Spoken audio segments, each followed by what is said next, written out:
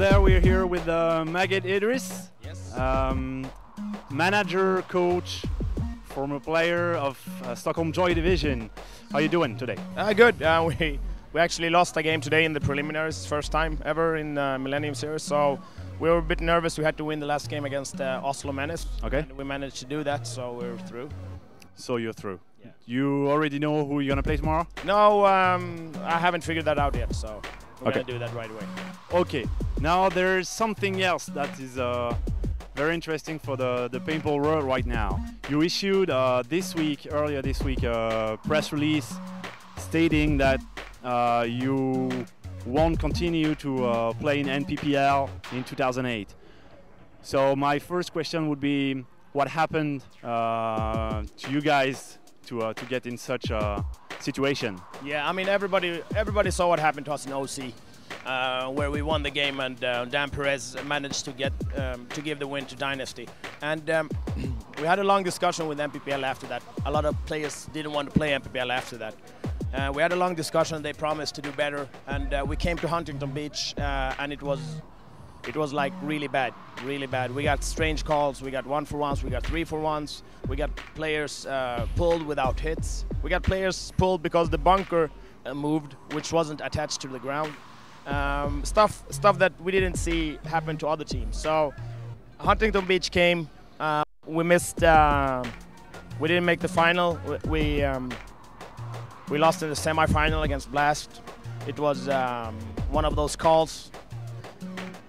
We took it, went home, came back, practiced, played. After that, we played Tampa, I think. Tampa was pretty all right. We didn't make the Sunday there actually, and yeah, and then we came to Boston. We made the finals there again, and still shady calls. We got 3-for-1 for a guy hit on his hopper and wiped it. They said the ref run all over the field, pulled Seb on, and he actually had a ball broken inside his hopper. That decided that game. And then we came to Kansas, and the calls kept coming, and it ended with us have to win the last game to make the finals.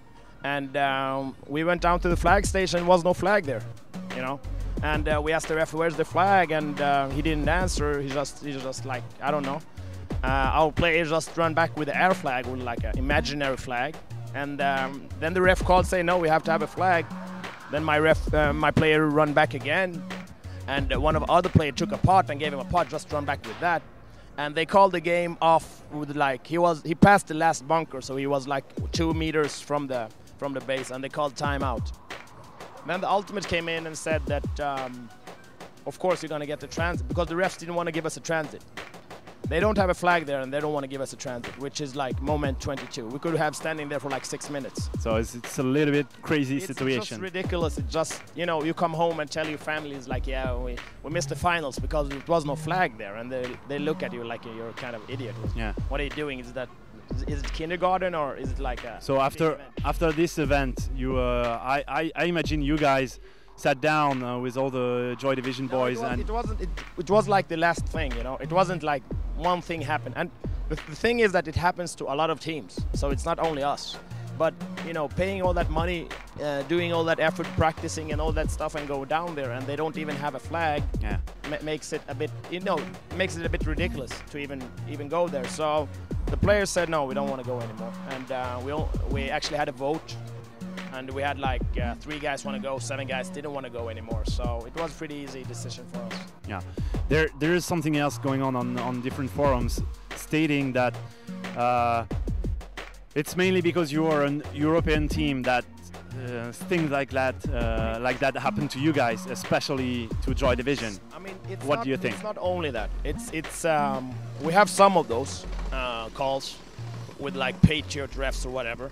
But the thing is that the refereeing crew under Dan Perez, who have been the ref coach, which I'm not sure how he got that job, but the refereeing is so bad, so it happens to many teams. And many players say, well, you know, we all have the same bad refereeing, but somebody have to stand up and tell them, you know, we won't accept it anymore. Yeah. We have really good refereeing here in Millennium. They have really good refereeing in NXL, so why can't NPPL do it? You know, and hopefully they change things up now and get a new crew for the reffing and build it up and pay them more money and do what Millennium have done and what NXL have done, and then everybody can play on a fair basis. But it's just ridiculous to fly like 18 hours and then come home and say, you know, it wasn't a flag there. It's like a soccer game when Ronaldinho is going to shoot and the goalpost is not there, you know. Yeah. It's just. Right after your press release, Sean Walker, who is the president of the NPPL, replied to you guys saying basically that they are ready to listen to you and to take good care of your potential advices for next year and really consider the marshalling as a true point to Sean Walker is a good guy. The mistake Sean Walker did was that he gave the reffing responsibility to Dan Perez, who was some kind of head ref before Sean Walker became president. Sean Walker should have changed the reffing squad right before Huntington Beach, but he trusted those guys to do a good job, which they didn't. And I think he doesn't want NPPL to have bad reffing. And everybody needs to remember also that NPPL have done a lot of things for paintball, and they're doing really good events. Everything else is perfect. That's for sure. Yeah. But the guys on the field, some of the guys, not all of them, is doing a really bad job, and they haven't have any kind of accountability. They can do whatever mistakes, and then come back for the next event and do exactly the same mistakes again. You know, you never see the NPPL refs huddle like they do here in Millennium and talk about the problems that been occurred under a game. Instead, they do the same mistakes over and over and over again. And you try to talk to them, try to point out what the problem is, and they just brush you off. You know, so we came to a situation where it doesn't really help whatever you do, and you don't want to. Actually, you don't want to win a tournament on a bad call either. You know? Yeah. You want to have a fair reffing. We should be able to say that, you know what, you need to get your reffing straight up. Okay, so my next question is, I don't know if you made your mind so far. Probably you're gonna wait until the last NPPL event in San Diego, the Commoners Cup, and we've read in some forums as well that you may try to play NXL events, the PSP, so next year. What is the latest information on that point? We are open for all options right now, so we're not going to close any doors. We have talked to the NXL people, and but it's pretty expensive to play NXL. But I'm pretty sure we would do good. I know a lot of people don't think we're an X-Ball team, but we actually play X-Ball more than we play 7-man. And so we're looking at that option. Also, we're looking at the option not to play in the US anymore, just to play maybe the Intercontinental Cup they're gonna have here, and maybe the World Cup or something like that. Because frankly, a lot of the players is a bit tired of going over. I'm not really sure what's gonna happen during the off season, but right now all our options is still open.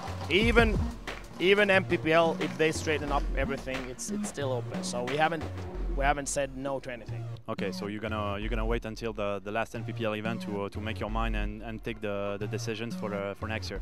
No, I mean we pretty much made up our mind right now, but we never. I mean, what I'm saying is that we never know what's going to happen in the future, what we want to do. But right now we're not playing NPPL next year, and hopefully NPPL fix the reffing and all that stuff, and then we can reconsider what we want to do.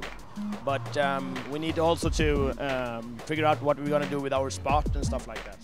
So I believe you have already had some feedback of your sponsor about it. So how do they feel about the whole situation? WDP don't like it. I mean, we are their main team in the US, and but I mean we have a special relationship with the WDP, so they understand our decision, and they understand. I mean, they have seen everything, and so funny because a lot of American players was used to say that we get favors from the refs because we're a WDP team, but that's how it is. So no, it's no problems with the sponsors. They would have thought that it would be better if we stayed and the reffing was good, but right now they see that we don't have a chance in hell to win another NPPL event. Okay.